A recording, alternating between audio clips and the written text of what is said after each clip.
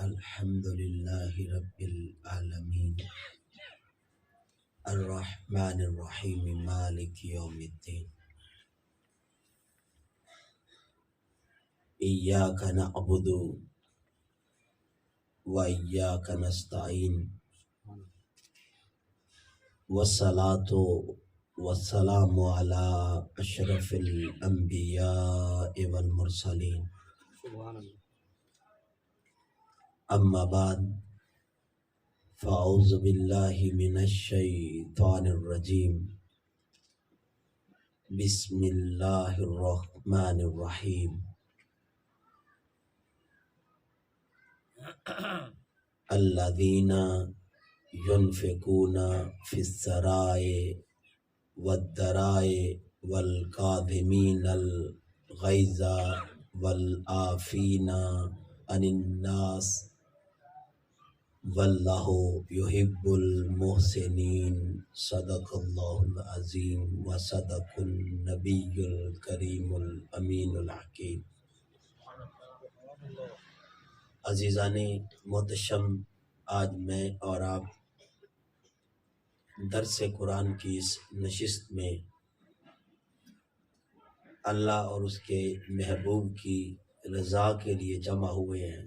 اللہ پاک ہمیں ہمارے مقصد میں کامیابی و کامرانی عطا فرمائے۔ آمین۔ عزیزم، میں نے سرنامہ کلام سے سورہ آل عمران، یہ ترتیب تلاوت کے اعتبار سے قرآن کا تیسرا سورہ ہے، اور جو آیت آپ کے سامنے ہدیہ کی اس کا نشان 134 ہے۔ اللہ پاک اس میں 3 باتیں تلقین فرما رہے ہیں، اور 3 باتوں پر عمل کرنے والوں سے خود خطاب کرتے ہوئے فرماتے ہیں کہ میں ان سے محبت کرتا ہوں اور میں ان کو پسند کرتا ہوں جو یہ 3 کام کرنے والے ہیں۔ عزیزاً نے محتشم، اللہ پاک ارشاد فرماتے ہیں الذین، یہ اس میں موصولہ ہے کہ وہ لوگ جو ینفقون فی السراء والضراء، مال خرچ کرتے ہیں فی السراء، خوشحالی میں، جب خوشحال ہوتے ہیں تب بھی میرے نام پہ بانٹتے ہیں، والضراء، اور جب تنگی بھی گھیر لے تو میرے نام پہ بانٹنا بند نہیں کرتے، وہ ہر حال میں میرے نام پر بانٹتے رہتے ہیں، میری راہ میں خرچ کرتے رہتے ہیں، تقسیم کرتے رہتے ہیں۔ صاحبان محتشم، میں اور آپ اپنا مزاج دیکھیں تو ہم تو جب مشکل حالات آ جائیں تو سب سے پہلے خیرات کا ہی دروازہ بند کر دیتے ہیں۔ ہم کہتے ہیں یہ تو بند کیجئے، یہ تو ایک فضول رقم جا رہی ہے، یہ خرچے بڑھائے ہوئے ہم نے۔ تو جب حالات تنگ ہو جائیں تو ہم سب سے پہلے خیرات کا ہی در بند کرتے ہیں۔ اور عزیزان محتشم، اللہ والے وصیت کرتے ہیں کہ بیٹا اگر رزق کی بڑھوتری چاہتے ہو تو تیرے رب کو یہ پسند ہے کہ تم اس کے نام پہ خرچ کرو۔ تو جب بندہ خرچ کرتا ہے تو اللہ اس کو 10 گنا اضافے سے، بلکہ 10 گنا بھی ایک حد ہے، یہ تیرے رب کی مرضی ہے، جتنا مرضی عطا کرتے ہیں۔ اور عزیزان محتشم، سورہ بقرہ کے الفاظ ہے، یہ قرآن کا دوسرا سورہ ہے، اور اس کی آیت نمبر 195، 195 نمبر آیت کے الفاظ ہیں۔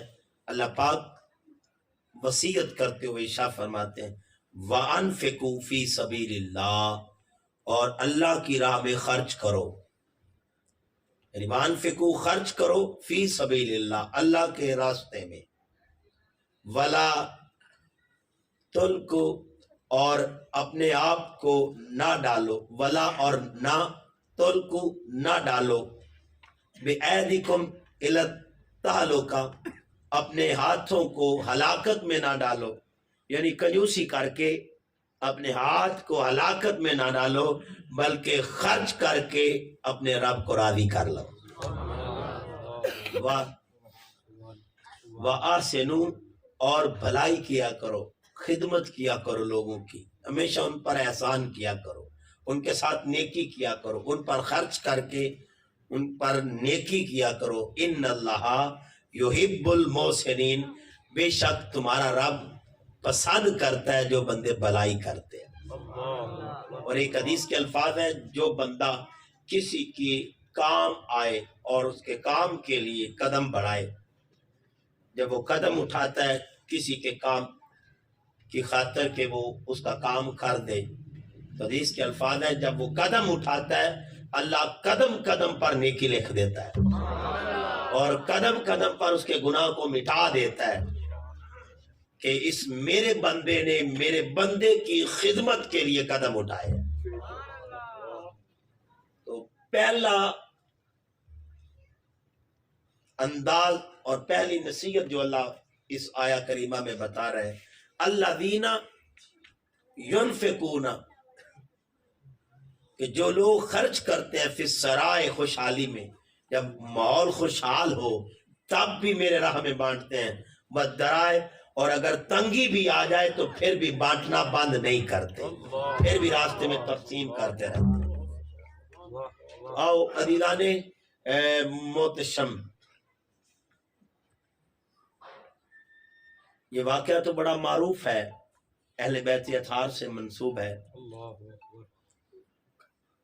کہ آقا رحمت سید عالم صلی اللہ علیہ وآلہ وسلم،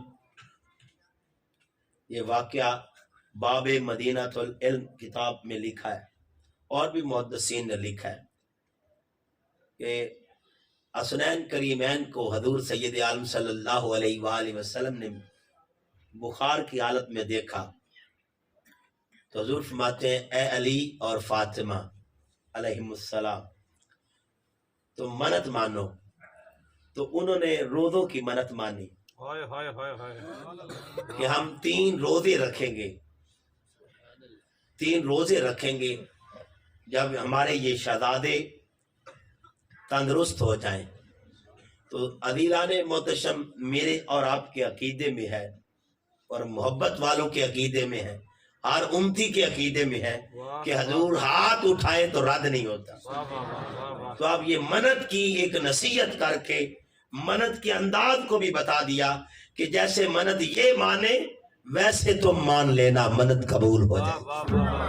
منت کا بہترین ذریعہ اور واسطہ بتایا اور کوئی اور درد نہیں بتایا کہ جب بھی منت کی بات آئے تو میرے گھر کی طرف تکنا کہ انہوں نے حسنین کریمین کی شفا کے لیے کیا منت مانی، جو منت انہوں نے مانی ہے تم بھی مان لینا، تمہارا رب مان جائے گا۔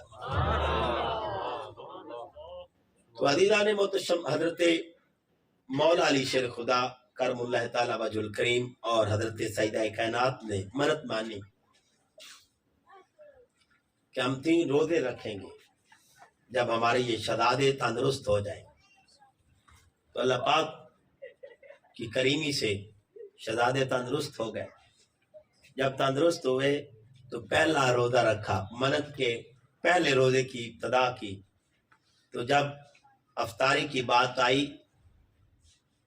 تو ماحول عجیب سا ہوتا ہے، افطاری کا ماحول، بندہ جلدی کی طرف دھیان کرتا ہے کہ یہ چند منٹ نہیں گزر رہے۔ تو جب افطاری کا وقت آیا، اہتمام کیا افطاری کا، تو اتنے میں مسکین آ گیا، اس نے کہا اہل بیت کا گھر ہے، کیا اس گھر سے مجھے بھی کوئی عنایت ہو سکتا ہے؟ تو عزیزان محتشم، ہر ایک نے اپنا حصہ اٹھا کے اس کو دے دیا، کہا ہم تو پانی سے بھی افطار کر لیں گے، پتہ نہیں اس کا حال کیا ہے۔ تو عزیزان محتشم انہوں نے دے دیا، اور دوسرا دن آیا تو پھر ایک یتیم آ گیا، اس نے کہا اہل بیت کا گھر ہے، کیا اس گھر سے مجھے بھی کچھ نصیب ہو سکتا ہے؟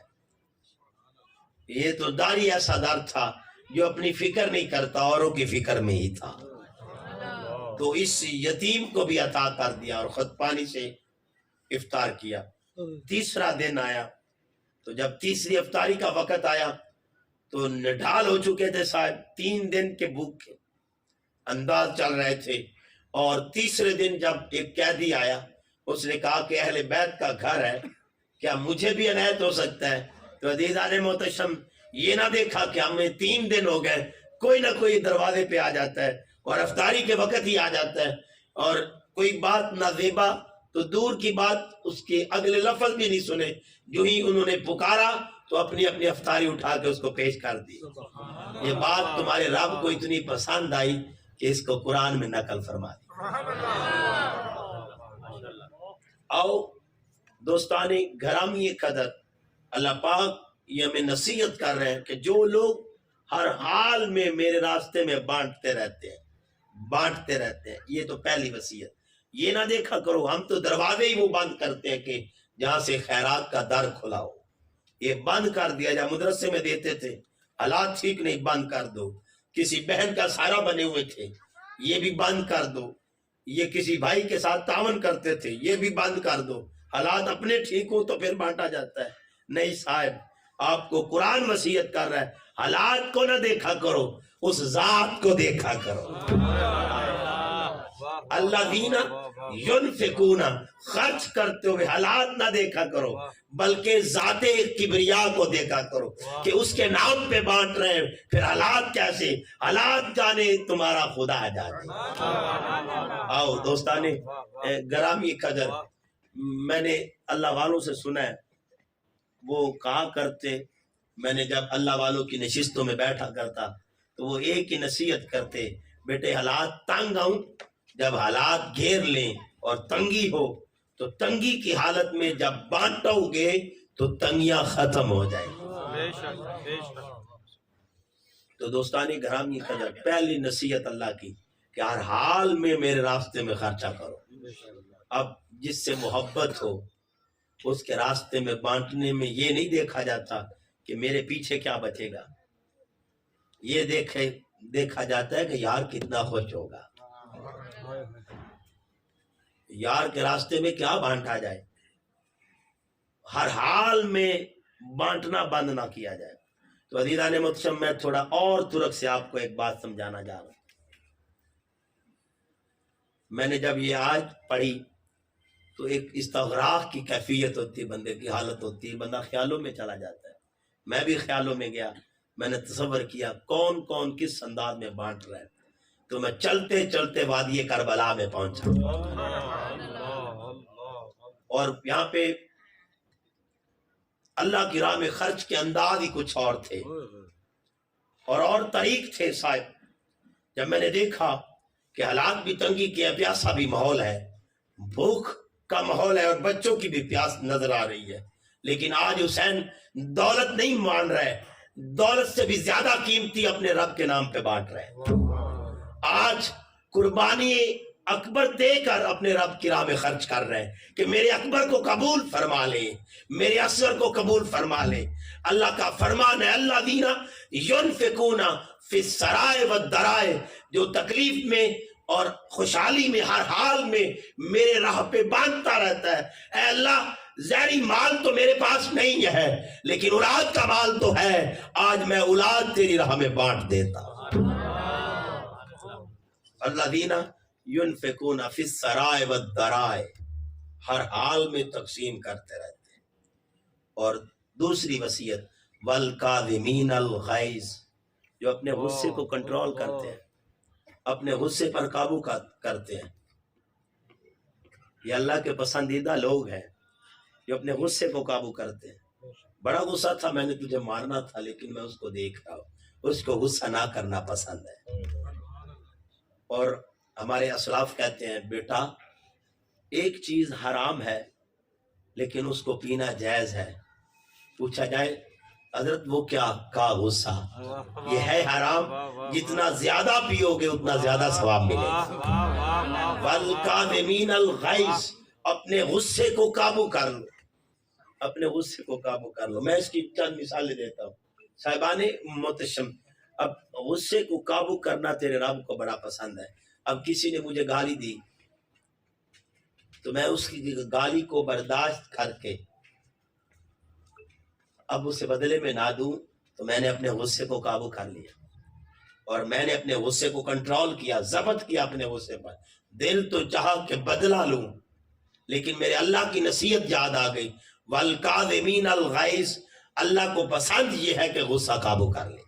نعرہ تکبیر، اللہ اکبر، نعرہ رسالت، یا رسول اللہ، نعرہ حیدری، یا علی، تاجدار ختم نبوت، زندہ باد، زندہ باد. والکاظمین الغیظ، غصے کو قابو کرنے والے میرے پسندیدہ لوگ ہیں. تو عزیزان محتشم، میں اس پر آپ کو 3 واقعات سناتا ہوں اور تینوں ہی میرے گھر کے ہیں. ایک واقعہ طائف کی وادی کا ہے جو تاجدار رحمت صلی اللہ علیہ وآلہ وسلم کی ذات مقدس سے گزرا. اب غصے کو ضبط کرنے والوں کے کیا حال ہوتے ہیں اور کیا انداز ہوتے ہیں. وادی طائف میں میں نے خود سفر کیا وادی طائف کا اور وہاں کا نظارہ کیا ہے، اور صرف تکنے ہی یہ گیا تھا کہ یہ کون سا ماحول تھا جب حضور پتھر کھا کے بھی دعائیں دے رہے تھے.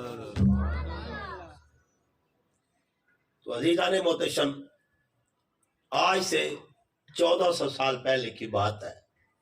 کوئی پتھر مار رہا تھا اور بدلے میں کوئی دعا دے رہا تھا. اب ہونا تو یہ چاہیے کہ ان سے بدلے لیے جائیں، اور پیغام بھیجنے والا کوئی اور نہیں تھا، میرا اور آپ کا رب تھا. اور محبوب کو کہہ رہا تھا کہ محبوب آج تیرا رب غائز میں ہے، آج غیظ و غضب میں ہے. محبوب ایک دفعہ کہہ دے ان کو ہلاک اور برباد کر دے، ہلاک اور برباد کر دے. تو میں دیکھ میرے محبوب، پھر میں انہیں ہلاک کیسے کرتا ہوں. یہ پہاڑوں کو ایسے جوڑوں گا، ان کی اس وادی کو، بستی کو تباہ و برباد کر دوں گا، اور ان کا نام و نشان بھی نہیں رہے گا. لیکن حضور فرماتے ہیں نہیں، اللہم اہدی قومی، اے اللہ میری قوم کو ہدایت عطا فرما. آج تو یہاں سٹیجوں پہ بیٹھ کے ایک دوسرے کو کفر کے فتوے سنائے جاتے ہیں، اور لوگوں کی جہنم دیکھ کر اور لوگوں کو جہنم کا ٹکٹ دے کر ہم یہاں خوش ہو جاتے ہیں کہ وہ ہم جانتی ہیں وہ دوزخی ہو گیا. یہ تو بلے شاہ پتہ تد لگسی جدو چڑی پھنسیا. یہ تو خبر اس دن ہوگی صاحبان محتشم جب تو قبر کے اندر ہوگا اور اپنے اعمال کا بوجھ تو لے کے جائے گا. اور صاحب ذہن نشین کر لے، والکاظمین الغیظ، غیظ و غضب نہیں ہونا بلکہ ہر حال میں لوگوں پر شفقت کا ہاتھ رکھنا ہے، ہمیشہ غضب کو ختم کرتے رہنا ہے. صاحبان محتشم، آپ کی اگر کسی سے دشمنی ہو اور کسی نے آپ کا قتل کیا ہو، نیاز بیگ میں بھی یہ واقعات ہیں، اور 1967 میں یا 68 میں میرے نانا جان اور میرے تایا جان، 71 میں میرے نانا جان قتل ہوئے، اور 67-68 میں میرے تایا جان قتل ہوئے. اب قتل کرنے والوں کی بھی نسلیں نہیں رہی، جنہوں نے قتل کیا وہ نہیں رہے.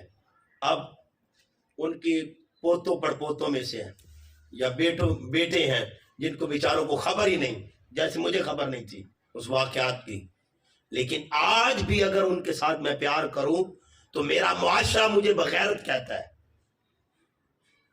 میرا معاشرہ مجھے غیرت مند نہیں کہتا، بغیرت کہتا ہے.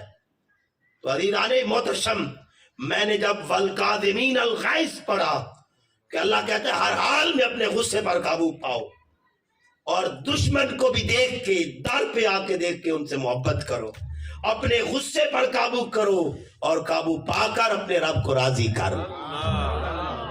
اللہ اللہ اللہ اللہ اللہ اللہ اللہ اللہ اللہ اللہ اللہ اللہ اللہ. جس نے باپ کو گالی دی ہو وہ سامنے آ جائے برداشت نہیں ہوتا، بھائی تو کسی نے گالی دی ہو تو برداشت نہیں ہوتا. لیکن آؤ میں اپنے گھر کی دوسری بات سنا رہا ہوں. جس نے کربلا کو اپنی آنکھوں سے دیکھا اور ایک ایک خون بہتا ہوا دیکھا، اور تیر اور تلواریں چلانے والے کو تکتا رہا، اور یہ ظلم و بربریت کے بازار کو تکتا رہا، دیکھتا رہا، اور پیاسے بچوں کو بھی تکتا رہا، اور اصغر کی معصومیت کو بھی قربان ہوتے دیکھتا رہا. انہی کے سامنے انہی کے بابا کا ایک قاتل آ جاتا ہے اب ہونا تو یہ چاہیے تھا، آپ غیظ و غضب کرتے، غصہ کرتے، اسے تلوار اٹھاتے، بھگا دیتے یا سر قلم کر دیتے۔ اب ہے کوئی مائی کا لال کہ اپنے ہی باپ کو شربت پلائے؟ اور اللہ کے قرآن کی اس آیت کا مصداق اپنے اوپر لے، اپنے اوپر امپلیمنٹ کرے اور صحیح مصداق کا حقدار بنے۔ وَالْقَاذِمِينَ الْغَيْظَ، باپ کے قاتل کو شربت پلا کے اس آیت کا صحیح مظہر بنے، ریپرزنٹیٹو بنے، نمائندگی کرے کہ ہم وہی ہیں اور حال میں غصے پہ قابو کرنے والے۔ تو دوستان گرامی قدر، اب بابا کا قاتل ہے جس نے تیر برسائے، نیزے پھینکے، برچیاں پھینکی، نہ جانے تلوار سے بھی حملہ کیا ہو، اب بابا کا قاتل سامنے ہے اور مانگ بھی پناہ رہا ہے، مانگ بھی پناہ رہا ہے، پناہ لینے کے لیے آیا۔ وَالْقَاذِمِينَ الْغَيْظَ، ضبط کیا غصے کو کہ آج تو بدلے کا دن ہے، کہ بدلہ نہیں لوں گا، بدلہ نہیں لوں گا بلکہ پیار دوں گا۔ پیار دیا، پانی پلایا جنہوں نے پیاسا رکھا، جنہوں غیظ و غضب کیا ان کے اوپر نرمی کی، پیار کیا، جاتے ہوئے تحفے تحائف دیے تو پریشان ہو گیا۔ کہا حضرت آپ پہچانے نہیں؟ کہا پہچان کے ہی عمل کر رہا ہوں، پہچان کے ہی عمل کر رہا ہوں، وہ تیرا انداز تھا، یہ قرآن کا سبق تھا، یہ قرآن کا سبق تھا۔ وَالْقَاذِمِينَ الْغَيْظَ، غیظ و غضب نہ کیا کرو، ضبط کیا کرو، غصے کو قابو کرو۔ وَالْعَافِينَ عَنِ النَّاسِ، اور لوگوں کو معاف کر دیا کرو، درگزر کیا کرو، درگزر کیا کرو۔ کیا درگزر کیا کرو؟ او جانے چلو میں نے گال کٹ دی سو کی ہویا ہے، کوئی گال نہیں یار، دو کٹ دا۔ عزیزان محتشم،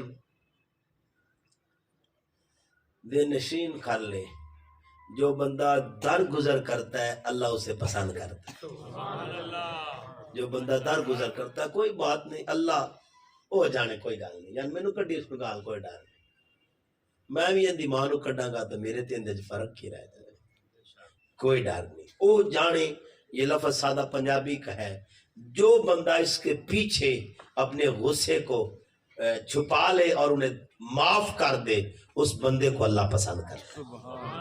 عزیزان محتشم، آقا رحمت سید عالم صلی اللہ علیہ وآلہ وسلم جب فتح مکہ ہوئی تو حضور والی مکہ بنے اور بادشاہ مکہ کی منصب پہ بیٹھے، تو ہر ایک ڈر رہا تھا، ہر ایک ڈر رہا تھا کہ آج بدلے کا دن آ گیا، آج محمد عربی صلی اللہ علیہ وآلہ وسلم ایک ایک کو چن کر ایک ایک سے بدلہ لیں گے اور ایک ایک بدلہ لیں گے۔ لیکن دوستان گرامی کی قدر، میرے اور آپ کے نبی رحمت صلی اللہ علیہ وآلہ وسلم نے بدلہ نہیں لیا بلکہ ایک ایک کو چن کر معاف کر دیا۔ عزیزان محتشم، اب ابو لہب کے بیٹے تھے، یہ دشمنی کی انتہا رکھتا تھا اور اس گھر نے بڑی تکلیفیں دی حضور سید عالم صلی اللہ علیہ وآلہ وسلم کو، لیکن اس کے بچے جب غلاف کعبہ میں چھپ گئے، غلاف کعبہ میں چھپ گئے کہ یہاں پناہ مل جائے گی اور محمد عربی صلی اللہ علیہ وآلہ وسلم ہمیں کچھ نہیں کہیں گے، تو صاحبان محتشم ان چھپے ہوئے بچوں کو، ابو لہب کے ان بچوں کو، ان بیٹوں کو میرے نبی نے بازو سے پکڑ کے باہر نکال کے کہا جاؤ میں نے تجھے معاف کیا۔ والعافینا، جو لوگ عفیت کرتے ہیں، درگزر کرتے ہیں، الناس، لوگوں سے درگزر کرتے ہیں، بدلہ نہیں لیتے بلکہ معاف کر دیتے ہیں۔ ان اللہ، دوستان گرامی قدر ذہن نشین کر لیں، پہلے تو کہا ان اللہ یحب المحسنین، خرچ کرنے کے باب میں، اور یہاں کہا واللہ युहिब्बुल المحسنین، اور اللہ احسان کرنے والوں کو پسند کرتا ہے۔ اللہ کے وہ محبوب ہیں جو احسان کرتے ہیں۔ اور احسان کیا ہے؟ کہ جو تنگی دے، جو تکلیف دے، اس کو معاف کر دے، اس کو بدلے میں تکلیف نہ دے بلکہ معاف کر دے۔ آؤ صاحب، حضرت مولا علی شیر خدا، ایک جنگ کا ماحول ہے، یہ غیظ و غضب کا واقعہ جو کوٹ کرنا، تیسرا واقعہ ذہن نشین کر لیں۔ والکاظمین الغیظ اور عفیت اتنے بڑے عمل ہیں، آج بھی جو کرے گا اللہ اسے آج بھی پسند کرے گا، وہ آج بھی اللہ کا محبوب بن جائے گا۔ اب ایک کافر نے مولا علی شیر خدا سے لڑنا شروع کیا تو آپ نے اسے نیچے گرا دیا اور اس کے سینے پر قدم رکھا ہوا تھا اور تلوار چلانے کی دیر تھی تو اس نے آپ کے چہرے پر تھوک دیا۔ اب غیظ و غضب تھا، غصہ ہونا چاہیے تھا، اپنے غصے کو کنٹرول کیا، کہ یہ تلوار اپنے غصے میں نہیں لڑتی، اللہ کی رضا میں چلتی ہے، اللہ کی رضا میں چلتی ہے۔ والعافین عن الناس، اور کہا جاؤ میں نے تجھے معاف کر دیا، میں نے تجھے معاف کیا۔ تو جو بندہ معاف کر دے گا، جو لوگوں کو معاف کرتا ہے، واللہ یحب المحسنین، اللہ اسے پسند کرتا ہے۔ تو آؤ عزیزان محتشم، آج میں اور آپ اپنا ماحول دیکھیں، میں نہیں چھوڑوں گا اس کو، اس نے ایک سنائیے 10 سناؤں گا، اس کو خبر ہو جائے گی کہ کس سے پالا پڑا ہے، اس کو بتاؤں گا، یہ قبر کی دیواروں تک یاد رکھے گا کہ کس سے اس نے شکر رنجی لی ہے، کس کے ساتھ اس نے ماتھا لگایا۔ نہیں صاحب، یہ ماحول میرے اور آپ کے نبی نے نہیں دیے، میرے اور آپ کے نبی نے تو یہ ماحول دیا ہے، جو ظلم کی انتہا بھی کر دے تم پھر بھی اسے معاف کر دو، پھر بھی معاف کر دو۔ عزیزان محتشم، حضرت امیر حمزہ یہ میرے نبی کے چچا تھے، اور حضور آپ کو یاد کر کے رویا کرتے تھے۔ جب آپ شہید ہوئے 3 دن میرے نبی روتے رہے، اور یہ کہا کرتے ما فعال امی، ہے کوئی جو میرے چچا کا حال سنائے، میرے چچا کے بارے میں مجھے کوئی سنائے، میرے چچا کی باتیں سنائے۔ حضور روتے رہے، اور آپ کا قاتل آپ کے سامنے ہے، واشی اس کا نام ہے، اور میرے نبی کے سامنے آ کے بیٹھ گیا اور کہنے لگ پڑا کیا مجھے بھی معافی مل سکتی ہے؟ سارا ماجرا سنایا کہ اس طرح میں چھپ کے کھڑا تھا، اس طرح میں نے تیر برسائے۔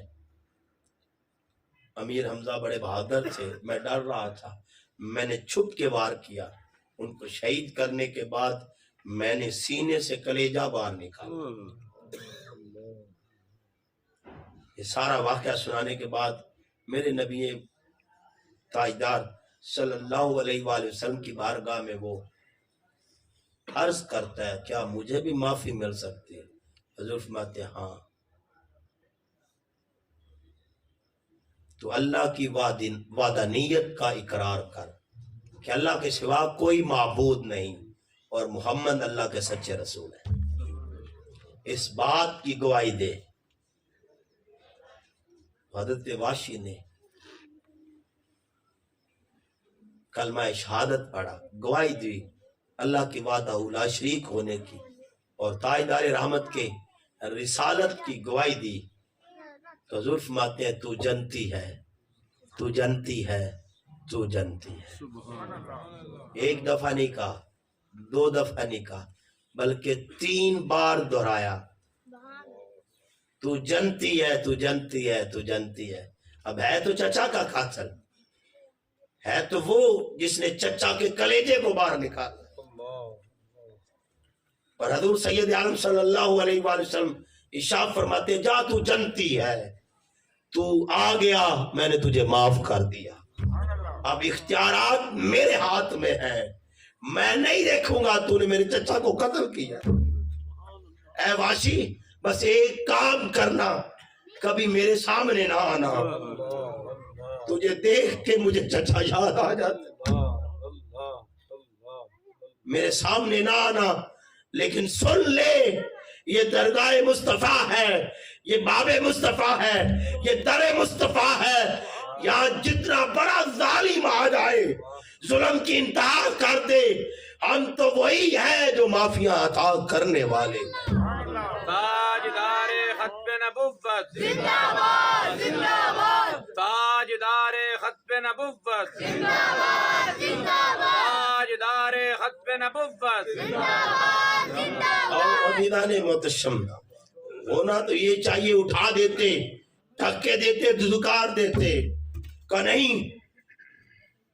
قرآن لفظوں میں آیا، اور ان لفظوں کو اگر پریکٹیکل انداز میں دیکھنا ہے، ایک شکل انسانی میں دیکھنا ہے، ایک صورت میں دیکھنا ہے، تو صورت کا نام تاجدار رحمت ہے. قرآن بتاتا ہے والعافین عن الناس، لوگوں کو معاف کرو. اب قرآن نے معافی نہیں دینی، اب بولتے ہوئے قرآن نے معاف کر کے بتا دیا کہ معافی دی کیسے جاتی ہے. والعافین عن الناس، یا تجھے جنتی ہے، تو جنتی ہے، تو جنتی ہے. او عزیزان محتشم، آج میں اور آپ اپنے مزاج میں دیکھیں، کیا ہم ایسے گوارا کریں گے؟